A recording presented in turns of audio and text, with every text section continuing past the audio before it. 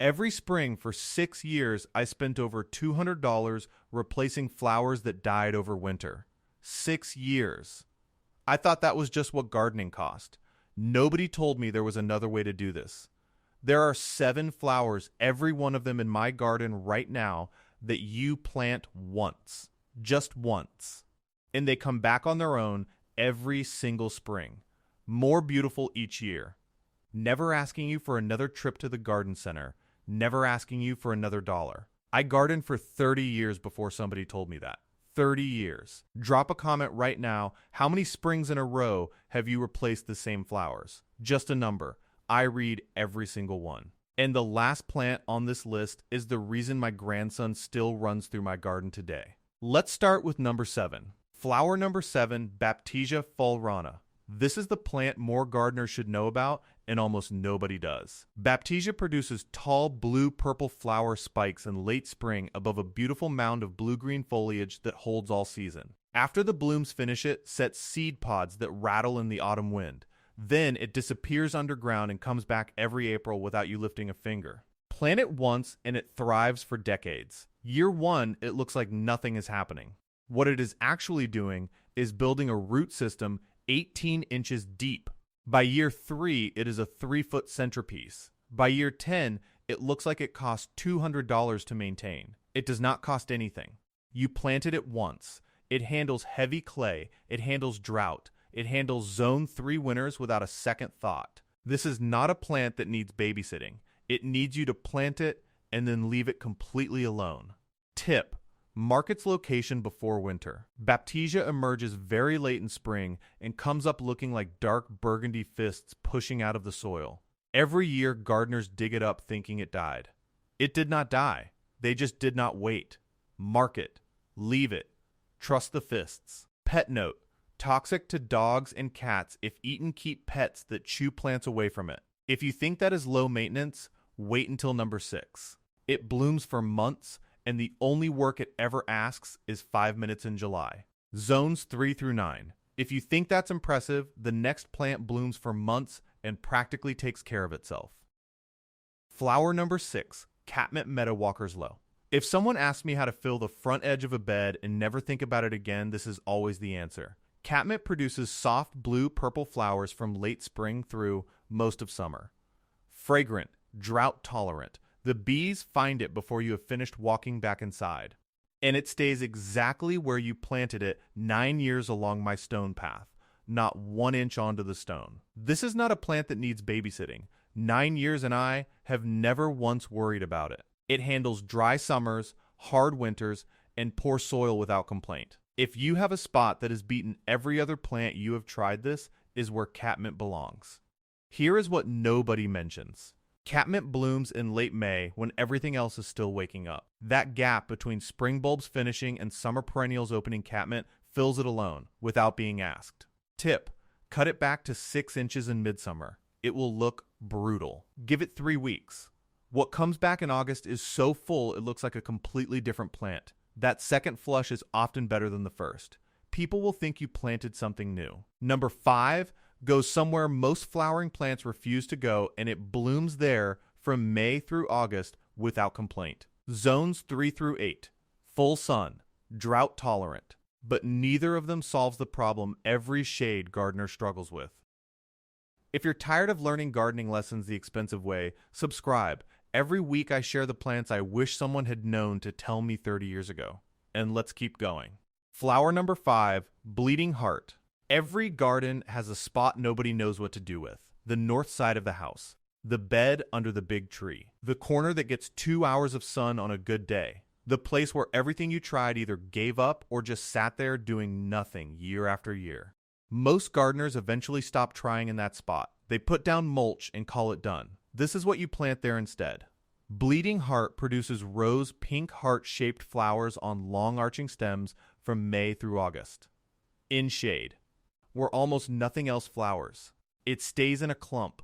It does not spread. It does not travel.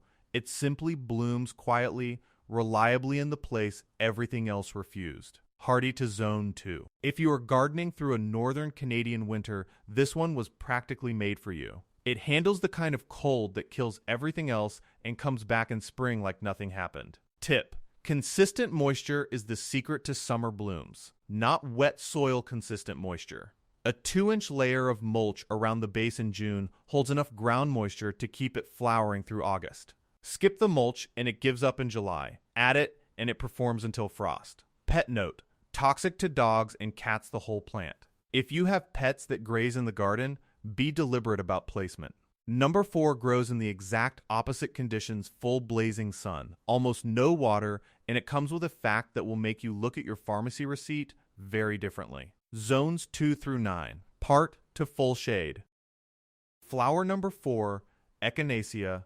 You have seen this flower your entire life. You may not have known what it was called.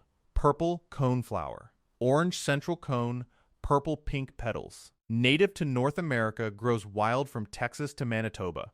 It belongs here. It evolved here. It does not struggle in your garden the way imported plants do, because your soil, your winters, your summers, this plant already knows all of it. Here is the part that stops people. That orange cone is Echinacea, the same thing people pay $15 a bottle for at the pharmacy. Growing freely in your garden, coming back every year, costing you nothing after the first planting.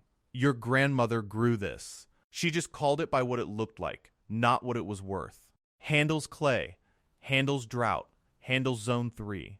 Deer resistant. This is one of the most forgiving plants on this entire list, and it is native, which means it belongs in your garden in a way that most plants never will. Tip: leave the seed head standing through winter. I know it looks untidy in November. By December, when the goldfinches arrive, it looks intentional. They work those seed heads for weeks. Every morning through January, you have birds in your garden from a plant you did nothing to maintain.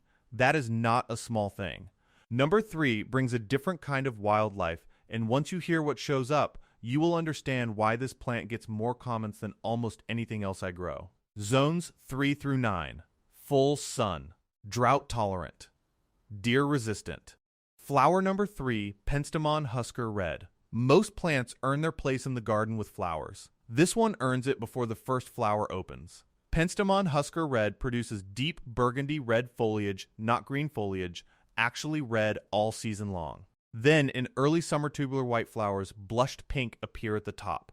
The foliage alone makes everything planted near it look like it was arranged by someone who knew exactly what they were doing. It handles dry summers without wilting.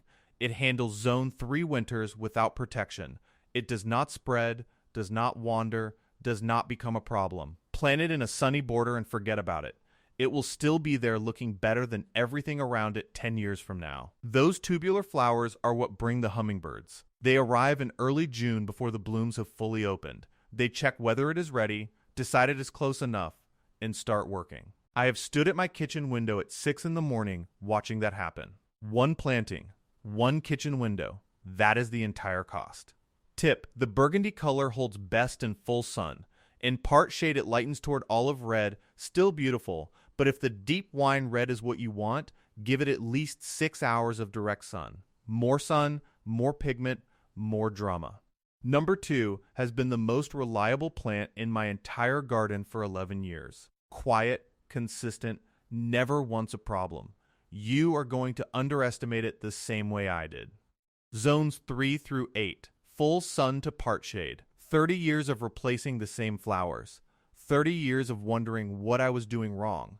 30 years before somebody finally gave me information that actually changed how I garden.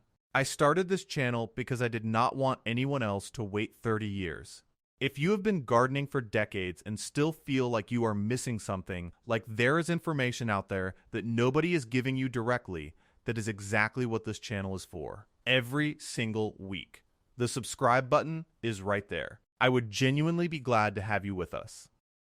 Flower number 2, Coreopsis Moonbeam. This is the plant that solved my border problem for 11 years without asking me for anything in return. Soft butter yellow flowers from late spring all the way to frost. 5 full months of bloom. It does not clash with a single color in the garden. I have put it next to pink, purple, white, red, orange. It made every one of them look better. It is the kind of plant that makes the whole garden look considered without you having to do anything extra. Handles drought, handles heat, handles Zone 3 winters. Spread slowly and politely, never once have I found it somewhere I did not plant it in 11 years. For anyone who has ever lost a bed to a plant that had other ideas, that sentence alone is worth something. Tip: once a week during peak bloom, run your hand over the top and pinch off the spent flowers.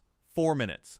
Do that and you get blooms from late May to the end of October without a single gap. 4 minutes a week is the only thing this plant will ever ask of you beyond watering. In 11 years of growing Coreopsis Moonbeam, I have never once found it somewhere I did not plant it. Not 1 inch beyond where I put it. 11 years. That is everything. Number 1 is the most personal plant story I have told in 4 years on this channel. Stay with me. Zones 3 through 9. Full sun. Drought tolerant. Flower number 1, lavender. But before, I want to tell you why this one made the list. Years ago, I had rue growing in a sunny bed next to my kitchen garden. Ruta graveolens. It looks beautiful, old-fashioned cottage garden charm. What most people don't know is that in sunlight, the sap triggers severe chemical burns on skin. One afternoon in late June, my grandson, 4 years old, brushed against it chasing a butterfly. Within 2 hours, his arm had blistered. Chemical burns. The kind of reaction that in worse circumstances causes permanent scarring. It could have been his face.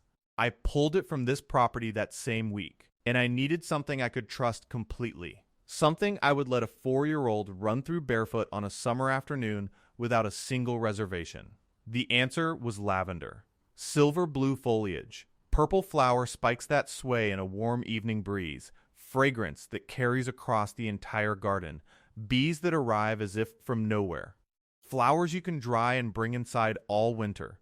Year 1 it is promising. Year 3 it is substantial. Year 7 it is a landmark. And it handles Zone 5 winters without protection Zone 4 with a simple layer of mulch over the crown. Tip: drainage is the only thing lavender is particular about. If your soil holds water, plant it on a slight mound or add coarse grit to the planting hole. Brutal winters, drought, blazing heat, it handles all of it without complaint. Wet clay through November will kill it.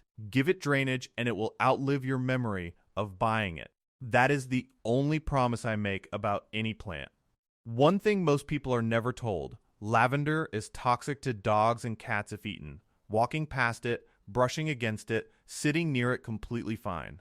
But if your pet actively eats plants, keep them away from it. Most people assume it is safe because it is everywhere. Now you know. 7 flowers. Plant them once. They come back without being asked. They stay where you put them. They handle the winters, the dry summers, the heavy soil. They just bloom. Every year. Getting better.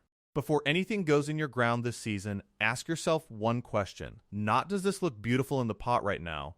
What will this plant actually do in year 3? That question alone will save you years of effort you never signed up for. Which of these 7 are you planting first? Tell me in the comments with your state or province. Zone matters, and I will reply to every single comment in the first 24 hours with exactly which of these will do best where you are. Next week, the 3 things that kill perennials that nobody warns you about. How to keep every one of these alive through a hard winter and a hot summer. Subscribe and turn on notifications. That video will save the plants you are about to put in the ground. Subscribe, turn on notifications, and share this with one gardener in your life who has been replacing the same flowers every spring for longer than they should have had to. Your garden deserves better than guesswork.